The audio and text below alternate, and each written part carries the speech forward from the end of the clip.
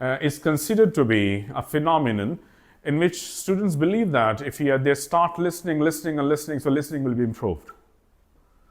And actually, I don't believe in this philosophy.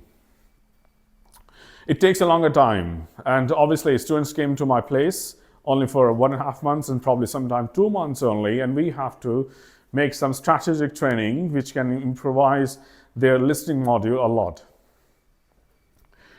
So before starting anything related to the listening, I would like to ask questions over here, everyone. I'd like to ask you, share want to listen your thoughts. What kind of problems did you face in listening? I don't want to tell about particularly IELTS, TOEFL, Duolingo, Language Cert, Oxford ELT. There are different varieties of English examinations which have a single purpose. You must have a deliberate and expressive listening skills. So what type of problem do you face during listening? Yes. Sir, I find it difficult when I'm watching movies that are mostly in the British accent.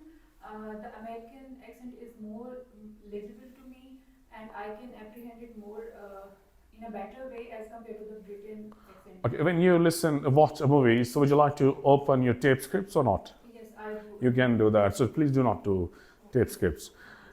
In order to practice these examinations, I want to highly recommend that you must have to listen audio sounds rather than your videos along with tape scripts, because if I'm standing in front of you and talking to all of you, so you're reading my facials, my hand, and a lot of other information which can facilitate you to understand what I mean to say here. But in audio, that a student has to listen only the sounds. There is no visual documentation has been provided to you. So when you start with listening IELTS, so you should think that I'm very much terrific in watching movies, but I cannot actually listen audio sounds, because understanding for listening comprehension is probably different from watching a television along with your visual aids. So I don't want to recommend. And secondly, as a linguist, I don't actually find a remarkable difference between a British English and American English. Why? Because I got an opportunity to visit both places. Means I have gotten conversations with Americans, I've got communications with British as well. Never asked me anything and I observed that his sounds actually are something which is unusual for me. It might be a possibility that in our culture, everybody speaks Urdu. For example, educated people like Dr. Ishfaq Ahmed, Bana Qudsiya, and something like that, the people actually would like to use a very selective use of Urdu. But similarly, that you can find a lot of people who speak Urdu in front of you. So they do not speak standard Urdu actually with you. So it happens. So this is not the way that I can give you the solutions, but your problem is quite natural and highly intricate, and we can give you some kind of resolutions on that one. That do not try to watch movies along with tape scripts or like any kind of subtitles. So do not try to open them, and try to improve your understanding along with their contextual understanding, which is a part of my today's discussions, which can enhance you a lot. And today we'll practice on this one. Any other problem did you face during listening? Yes, Zulkarnain? Accent. Accent means that the speed. Yes. Have you ever seen any person in your life who can speak very fast in Urdu? Yes, sir. Tell me the name of the person. I didn't see a single person actually who would like to speak more than your intelligibility. English actually, yes. My sister-in-law used to speak in Urdu. Okay. He cannot even understand what she's saying. Okay. It's a sign of abnormality. I'm talking. Everyone used to say, please, slow down. Slow down. Words में लेके दोबारा बोलना है, हाँ, हाँ.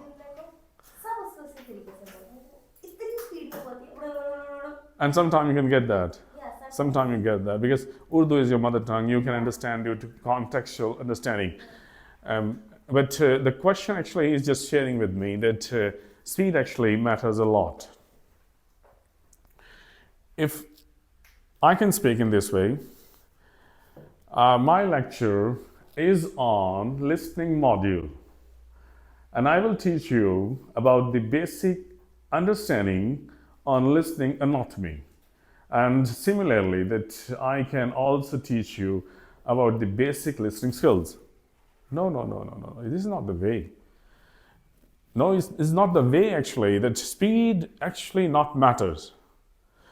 We actually, as a Pakistani students, rely a lot on our mother tongue. When I start speaking English, you start translating into Urdu. It happens. It's a brain neurology. So you start listening and translating my lectures into your mother tongue. So we need to break this problem. If we actually successfully break this problem, speed actually doesn't matter a fact for you. And secondly, as a problematic students of listening, that I consider that when I speak or anyone speaks in front of you, you try to translate the meaning of each and every word spoken by me. This is not the way of listening, because I use that. A Shakespeare was a very prolific, conspicuous, and very transcending personality who introduced a very glaring changes into the field of English literature. I use voluntarily a lot of difficult words in your conversations to just trap you, because you're translating my lectures. I don't know what you mean by prolific. What's meant by the word like a conspicuous? What's meant by the word like a glaring? You're still thinking about that, and I've finished my conversations. So we need to actually train the student's mind during listening that do not try to translate meaning of every single word. If you'll do that, your listening cannot be improved. So please try to focus on the sense of the sentence. I will repeat my sentence again. Shakespeare was a very prolific and conspicuous personality and has introduced some glaring changes which is still being practiced by today's English literature. So whatsoever, I mean to say that Shakespeare has did something. Do you think he did positive thing or negative? Positive. That is the sense of the sentence actually. Shakespeare was a prolific, means positive. Shakespeare was a conspicuous, means positive. Shakespeare introduced glaring changes was a positive. That's the sense of understanding basically. Got it?